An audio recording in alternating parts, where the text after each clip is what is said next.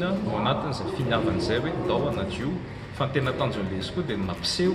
ny mpiara-belona manodidina hoe tsy voatery foana miandry ny manam-pahefana tsy voatery foana miandron'olona ny avy any ivelany afahana manadio fa na isika ary zany hoe plus accès any amin'ny sensibilisation zany le izy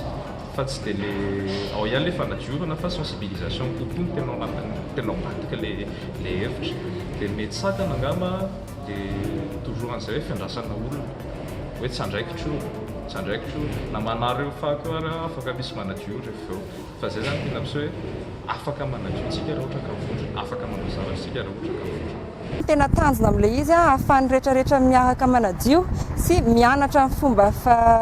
fizarana fako satria tena olana eto Madagasikara zany dia hoe